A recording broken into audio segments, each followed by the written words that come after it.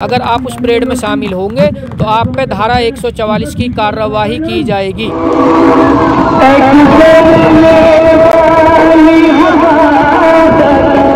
उन्हें प्रशासन ने रात में जेल में भेज दिया और गुंडा एक्ट लगा दी। नोएडा में भी हो रहा है, गांव-गांव पुलिस वाले भेजे जा रही हैं, एक उन्हें फॉर्म दे रखा है। उन लोगों के लिए शर्म की बात हो सकती है जिन्होंने नागपुर में अब तक अपने आरएसएस मुख्यालय पे झंडा नहीं फहराया।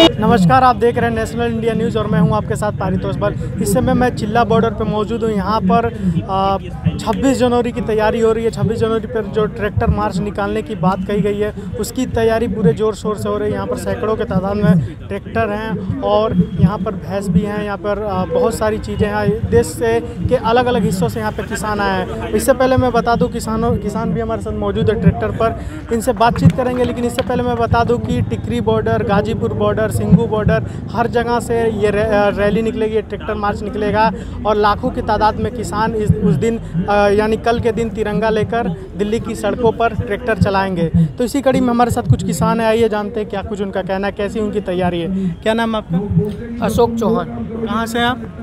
नोएडा से। जिस तरीके से सरकार और पुलिस आप में और पुलिस में जिस तरीके से बात नहीं बन रही थी, लेकिन अब बात बन गई है, उन्होंने बोल दिया मार्च निकालने का। लेकिन चिल्ला बॉर्डर की बात करूं तो बस 10 किलोमीटर का अनुमति मिला है। तो क्या कहेंगे, किस तरह की तैयारी है? देखो, तैयारी ऐसी है, हम पूरी दिल्ली में घूमें या 10 किलोमीटर में घूमें। पहले जो सरकार ये कह रही थी आपको दिल्ली नहीं पहुँचने दिया जाएगा, हम दिल्ली आए। जो सरकार ये कहती थी कि आपको दिल्ली में घुसने नहीं देंगे, हम परेड नहीं करने देंगे, अब वही सरकार, वही पुलिस बैरिकेटिंग खोल के हम लोगों को परेड कराएगी। हम 10 किलोमीटर दिल्ली में घूमें या 50 किलोमीटर घूमें, सवाल तो दिल्ली में घूमने का था ना, बात तो दिल्ली में जाने की थी। भारतीय जनता पार्टी के प्रवक्ता ने डिबेट के दौरान कहा कि 26 जनवरी के दिन ऐसी रैली निकालना देश के शोभा के लिए सही नहीं है, देश का अपमान होगा, ऐसा उनका कहना है। देखो, भारतीय जनता पार्टी के लोगों की हमेशा इस देश में नफरत भरी राजनीति करना है। ये बताइए, इस देश का नेता या इस देश की जनता, इस देश का किसान अगर दिल्ली में आकर के झंडा फहराता है गणतंत्र दिवस के लिए, गणतंत्र का मतलब होता है जनमानस, अगर वो आकर के अपनी राजधानी में झंडा फहराता है तो इसमें शर्म की कौन सी बात हुई? हाँ, उन लोगों के लिए शर्म की बात हो सकती है जिन्होंने नागपुर में अब तक अपने आरएसएस मुख्यालय पे झंडा नहीं फहराया। उन लोगों के लिए गलत बात हो सकती है क्योंकि वो लोग पहले से ही इस देश की आज़ादी में शामिल नहीं रहे, इस देश में किसी क्रांति में शामिल नहीं रहे। वो लोग इस देश को तोड़ने की बात करते हैं। वो कह रहे हैं कि अन्य दिन आप ये काम कर सकते हैं क्योंकि ये एक तरह का रैली है, प्रदर्शन है। 26 जनवरी के दिन देश में प्रदर्शन नहीं होना चाहिए इतने बड़े तादाद में। उनका कहना है ये एक तरह का प्रदर्शन है। अगर ये प्रदर्शन है समझते हैं तो मैं कहना चाहूँगा कि वो लोग जाके माननीय प्रधानमंत्री जी से कहें कि ये तीनों कृषि बिल वापस ले लें, वो प्रेस कॉन्फ्रेंस करें। इस देश का अन्नदाता एक ट्रैक्टर भी दिल्ली के अंदर नहीं घुसाएगा और उल्टा बीजेपी के नेताओं का स्वागत करेगा और उनके जय जयकार करते हुए यहाँ से अपने घर को वापस लौट जाएगा। उनसे कहिए कि तीनों बिल वापस लें, स्वामीनाथन आयोग की रिपोर्ट लागू करें और किसान आयोग का गठन कर दें, एमएसपी पर गारंटी कानून दें। कोई दिक्कत नहीं है, इस देश का अन्नदाता नहीं जाएगा। हमारे दर्शकों को बताएंगे क्या कौन सा रूट आप लोग फॉलो करेंगे? देखो, दिल्ली में ये जो भी रूट हमें देंगे हम उस रूट पर जाएंगे, शांतिपूर्वक प्रदर्शन होगा, पुलिस प्रशासन साथ होगा, ना ही तो हम अपने पुलिस प्रशासन के भाइयों को परेशान करेंगे और ना ही कल के दिन अपनी देश के माथे पर कोई भी ऐसा कलंक नहीं लगने देंगे जिससे हमें शर्मिंदा होना पड़े। शांतिपूर्वक इस देश का गौरव बढ़ाते हुए, इस देश के एक अन्नदाता का स्वाभिमान बढ़ाते हुए ये रैली होगी। कोई टाइमिंग वगैरह बताएगा कितने बजे से आप ये रैली स्टार्ट करेंगे, आप ये मार्च स्टार्ट करेंगे? देखो, अभी तक बात चल रही है कि 12 बजे जैसे ही वहाँ से परेड ख़त्म होगी, क्योंकि सुरक्षा के माहौल को देखते हुए वहाँ पे भी फोर्स लगानी होगी इन्हें। 10 इसने जनपद। ये भी कहा कि ट्रैक्टर पर डेक नहीं लगा सकते जो साउंड होता है, और सबसे बड़ी बात उन्होंने ये बोला एक बोनट पे किसी को बैठने की अनुमति नहीं है, और एक ट्रैक्टर पर एक ड्राइवर और 4 लोग बैठ सकते हैं। इस पर आप क्या कहते हैं? देखो, ऐसा कोई नियम नहीं होगा। हम लोग बोनटों पर नहीं बैठेंगे क्योंकि वो सुरक्षा की दृष्टि से ठीक नहीं है। लेकिन जहाँ तक डैग बजाने की बात है, देशभक्ति सॉन्ग गाने बजाने की बात है, उस पर वो बजेंगे, किसी कीमत पर नहीं रुकेंगे। रुक सकता हो तो रोक लेना।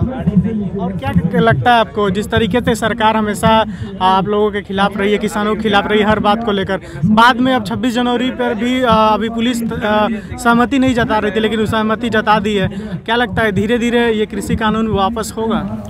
देखो, एक कहावत है कि देर होगी तो सवेर भी होगी। सरकार पहले जब हम घर से चले थे तो हमें वहाँ रोक रही थी, रास्ते में रोका, दिल्ली आते आते रोका, लेकिन हम पहुँचे। फिर इन्होंने कहा परेड नहीं करने देंगे। अब परेड भी करा रहे हैं, जो ये कह रहे हैं कृषि बिल वापस नहीं लेंगे। यही लोग कल को आपको कहते हुए मिलेंगे आप लोगों के चैनल पर कि हमने वो वापस ले लिए। सिर्फ इंतज़ार कीजिए। क्या नाम है आपका? मेरा नाम नरेंद्र कुमार है, मैं फिरोजाबाद से हूँ। फिरोजाबाद भारतीय किसान एवं भानु से प्रदेश मीडिया परिवार। क्या कहेंगे, क्या कुछ तैयारी है? हमारी तैयारी चल रही है, और जैसे कासगंज एटा लोग आने का अनुमान है? आने की तो अभी कोई अनुमति नहीं है। आज भी तो हमारे किसान भाई तो बहुत सारे लोग आ रहे हैं, लेकिन हमें प्रशासन आने नहीं दे रहा है फिरोजाबाद, क्योंकि वहाँ पर नज़रबंद कर लिया जाता है हम लोगों को। जैसे ही हम वहाँ से निकलने की तैयारियाँ करते हैं या फ़ोन पे बात करते हैं, अगर हम यहाँ से बात कर रहे हैं तो पुलिस वहाँ पहले ही पहुँच जाती है और नज़रबंद कर लेती है। अभी हमारे ट्रैक्टरों को नहीं निकलने दे रहे हैं, डीजल नहीं दे रहे हैं ट्रैक्टरों में, बोतलों में और टंकियों में। ट्रैक्टर में तो डीजल बिल्कुल दे ही नहीं रहे हैं, और एक भी गाड़ी नहीं आने दे रहे हैं। हमारे आंसू चौधरी बाराबंकी के प्रदेश प्रभारी थे, उन्हें प्रशासन ने रात में जेल में भेज दिया और गुंडा एक्ट लगा दी। दमनकारी नीति, देखो उत्तर प्रदेश में जो दमनकारी नीतियाँ चल रही हैं वो ठीक नहीं है। जब दिल्ली पुलिस ने कह दिया है कि आप रूट पे शांतिपूर्वक मार्च करें, तो अन्य प्रदेश की पुलिस को कोई आपत्ति नहीं होनी चाहिए। आखिर वो क्यों किसान को रोक रहे हैं? क्या दिखाना चाहते हैं? वो क्या चाहते हैं कि अपने प्रदेश में उग्र आंदोलन करा के ये दिखाएं कि अभी किसान जो है अराजक तत्व है? किसान कभी भी उनको उनके मंसूबे में कामयाब नहीं होने देगा। किसान शांतिपूर्वक जैसे आया था ऐसे आता रहेगा। गाड़ियों को रोक रहे हैं? गाड़ियों को रोक रही हैं, गाँवों में जा रही हैं। नोएडा में भी हो रहा है, गांव-गांव पुलिस वाले भेजे जा रही हैं। एक उन्हें फॉर्म दे रखा है, उस फॉर्म को भरा रही हैं कि आप 26 जनवरी की परेड में शामिल नहीं होंगे। अगर आप उस परेड में शामिल होंगे तो आप पे धारा 144 की कार्रवाई की जाएगी।